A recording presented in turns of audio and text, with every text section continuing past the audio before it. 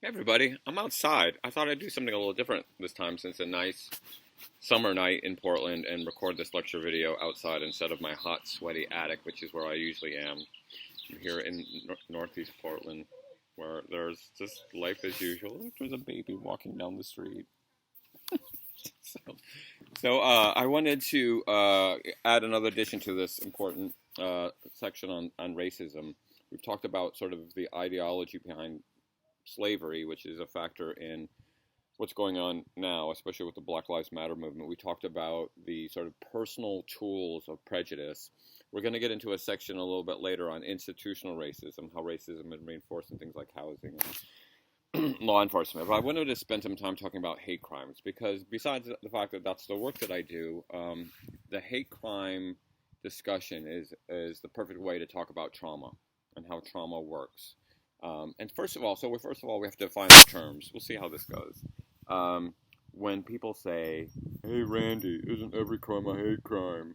I say no. Most crimes are motivated by financial gain. The most common crime in America is petty larceny, so people stealing bicycles and laptops and two Corazon. And so no, most crimes are not hate crimes. In fact, even the ones that are violent are usually because of some personal relationship that people have with each other, or they're violent because they're fighting over drugs, which is a stand-in for money. Hate crimes are, first of all, hate is not against the law.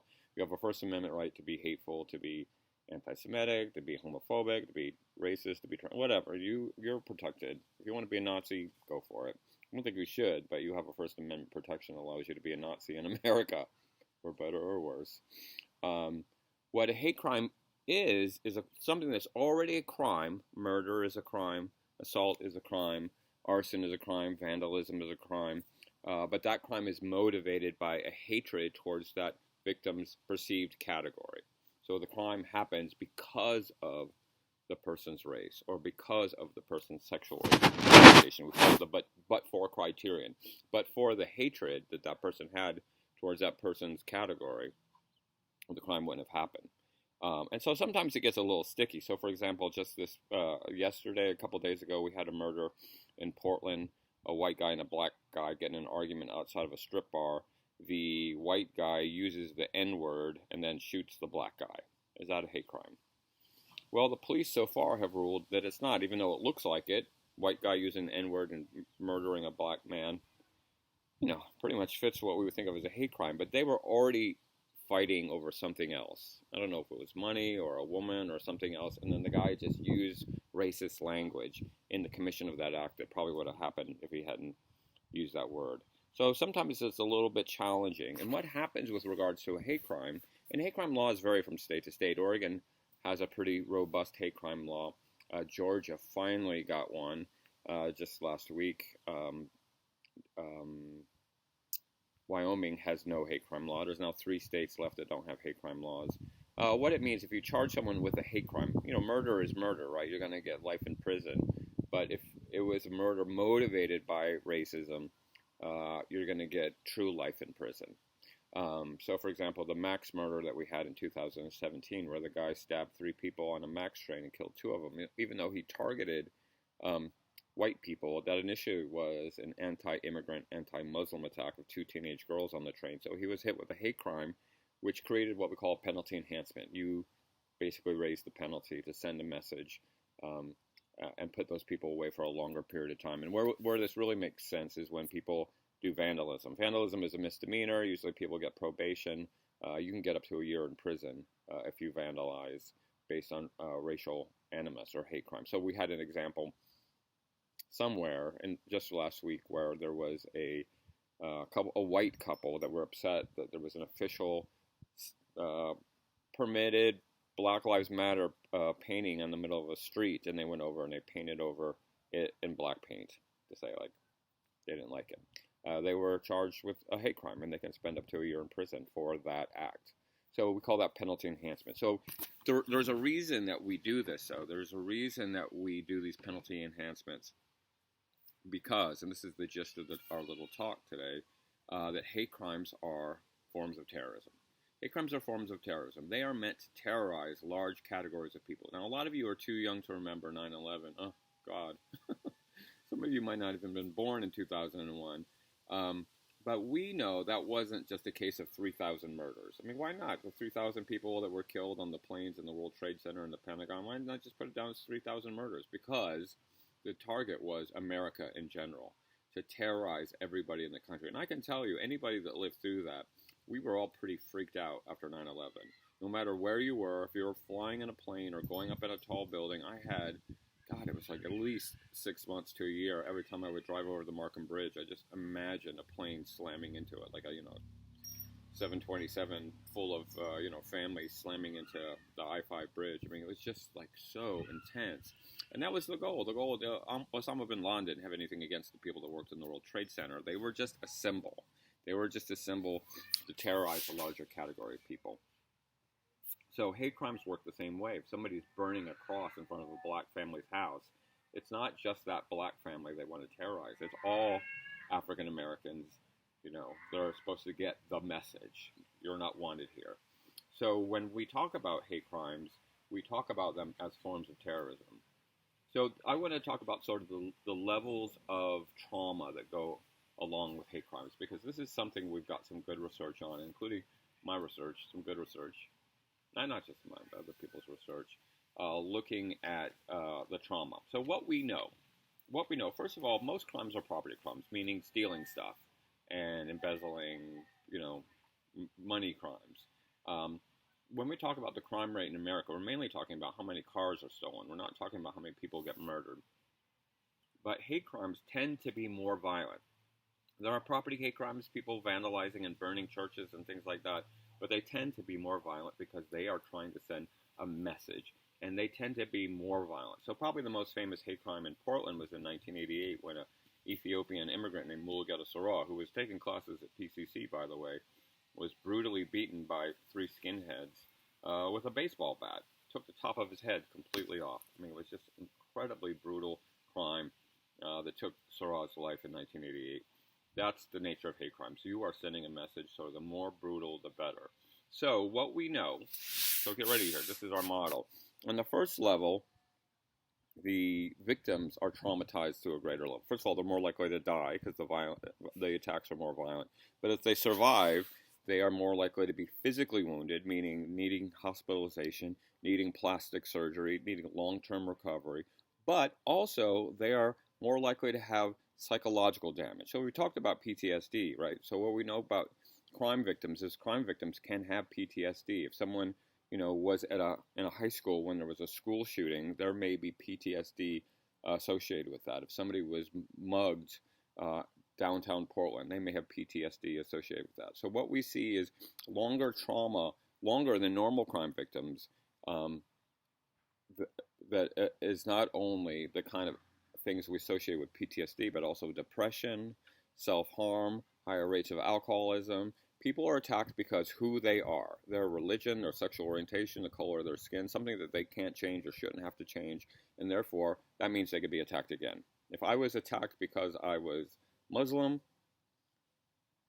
who's to say I'm not going to be attacked again? So that's going to work on my mind, right? Because I can't change my faith background, I can't change the country I came from, I can't change the color of my skin, can't change my sexual orientation, so that means I'm vulnerable, right? I'm waiting for it to happen to me again. So those people change their behavior. They're more likely to withdraw from communities. They're more likely to arm up, more likely to have long-term depression, and it just sucks more. And so the piece that really helped form this this knowledge that we have now is by this guy Paul Egansky. It's called Hate Crimes Hurt More. That being a crime victim hurts, but being a hate crime victim hurts more. So the first ring is the victims themselves. There's more psychological damage, there might be more physical damage, and there's more trauma. The second ring of damage, you think of throwing a rock into a pond and the ripples that go out. But we're not throwing a rock into a pond. We're throwing a big cinder block or a boulder into the pond. So it's a bigger splash because the victim is hurt more, but also the members of the victim's group.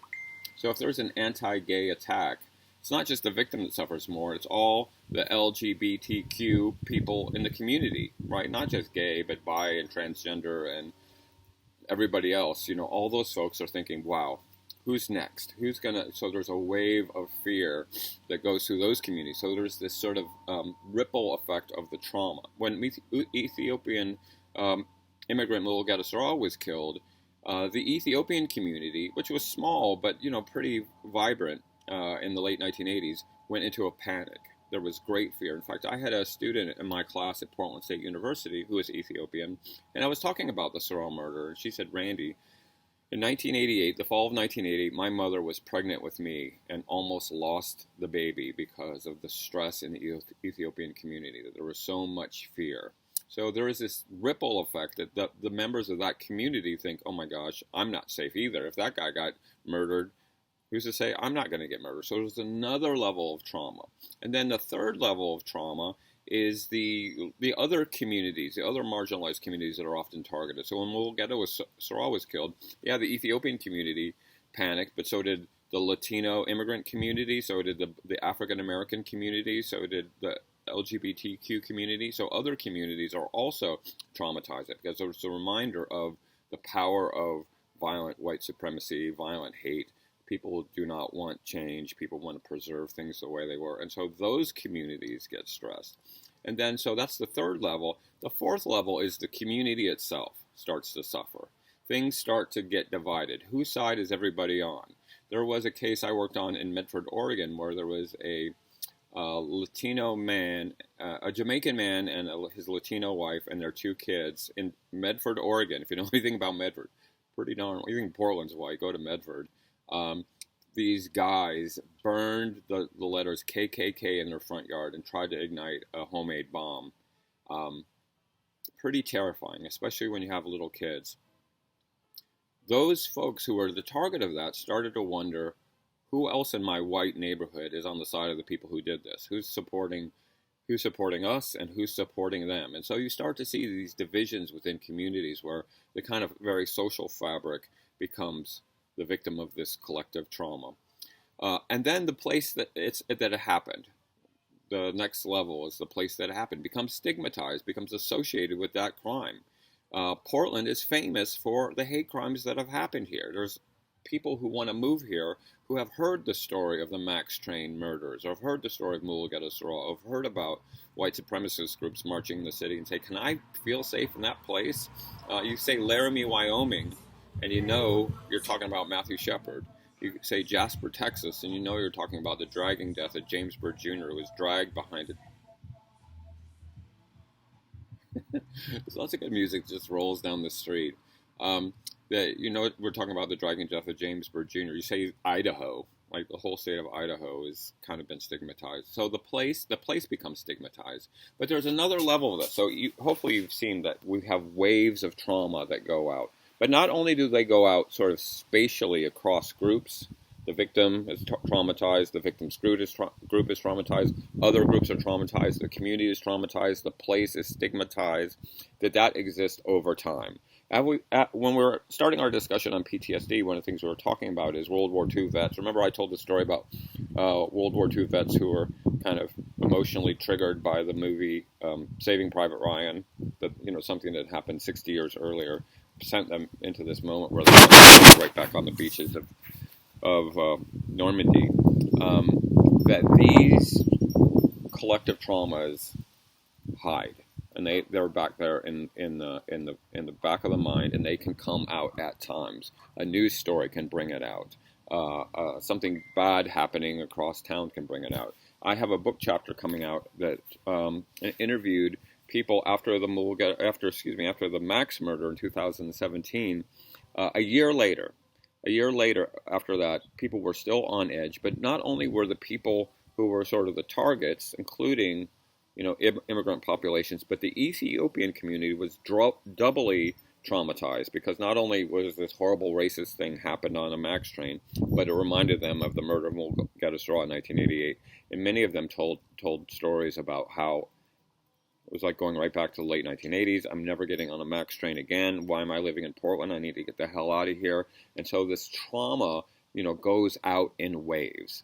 And the good news is, now that we know this, we can work on healing those communities. And so we have a new law in Oregon that I helped work on, and I'm on the steering committee for its implementation, that tries to find emotional and psychological resources for people who are the targets of hate, that recognizes the trauma that they experience. So we can work on this healing, which is the thing we get to in a little bit later in the quarter. But it's the reason that we have these laws. And it helps us to understand why something like the murder of George Floyd has such a ripple effect through so many communities, because it brings up this historic trauma that's already there. And that's why we have hate crime laws, and that's why I do the work that I do. Short little one on the front porch. I liked it. Okay, stay tuned for the question that's coming up.